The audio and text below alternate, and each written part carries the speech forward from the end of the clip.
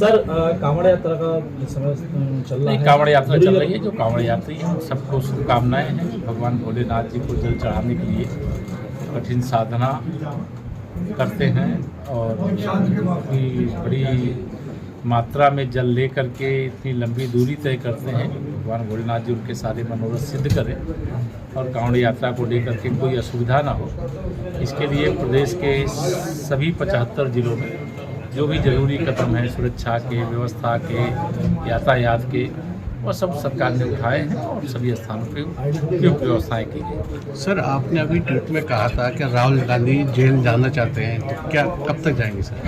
ये तो देखिए जमानत पे जो होता है, जब कोर्ट जमानत निरस्त कर देगी उस दिन जेल चले जाएंगे। जैसे उनको जेल की याद आ रही है तो जेल की जो याद आ रही है वह जेल जाने वाले काम किए हुए हैं कि माननीय न्यायालय को निर्णय लेना है, न्यायिक प्रक्रिया का हिस्सा है। तो जमानत पर है, जिस दिन उनकी जमानत को निरस्त करेगी, जिस दिन उनको सजा होगी उस दिन उनकी जेल की यात्रा शुरू होगी। लेकिन लगातार पराजय दर पराजय से कांग्रेस बौखलाई हुई है।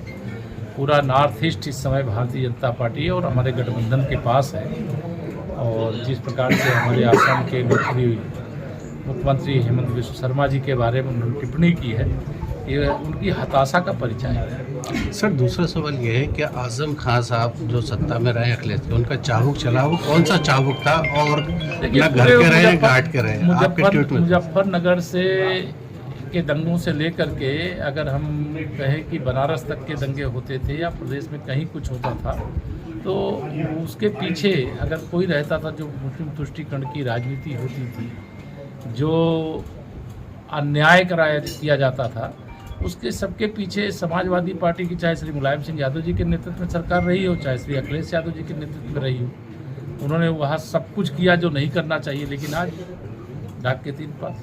सर, प्रदेश अध्यक्ष और राष्ट्रीय अध्यक्ष का बाजार गर्म में और आपका नाम चल रहा है, सर क्या कहेंगे? हाँ, मुझे कोई बताया है कि, और मैं आपको भी बताया दे रहा हूँ कि भारतीय जनता पार्टी का जो राष्ट्रीय अध्यक्ष होगा वो कोई भाजपा का कार्यकर्ता होगा, देश के किसी प्रदेश से होगा। प्रदेश का जो अध्यक्ष होगा वो भी भाजपा का कार्यकर्ता होगा, प्रदेश के किसी जिले से होगा। प्रथम आपका नाम चल रहा है? चलता है, आप लोग चलाते हो, कोई चलाता नहीं।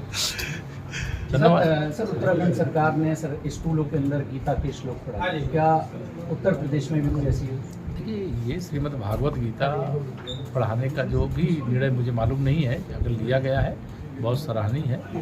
अभी उत्तर प्रदेश में जब इस पर विचार होगा तो देखेंगे, लेकिन अभी इस पर विचार नहीं हुआ है।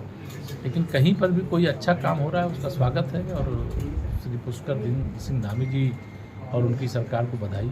सपा सांसद कह रहे हैं कुरान और बाइबल भी पढ़ाई जानी चाहिए। वो तो कहेंगे पढ़ाई जानी चाहिए, लेकिन उस कुरान और बाइबल पढ़ाने और पढ़ने वालों का अंतर है ना। वहाँ जो पढ़ाया जा रहा है उसके पढ़ाने के पीछे का उद्देश्य अलग है और जो कुरान और बाइबल के पीछे का उद्देश्य अलग है। तो दोनों का उद्देश्य अलग अलग होता है। वह एक, अगर कुरान को कहे वो इस्लाम को मानने वालों का धर्म ग्रंथ है और जो बाइबल है वो ईसाइयों का धर्म ग्रंथ है, लेकिन श्रीमद् भगवद गीता संपूर्ण मानवता का धर्म है।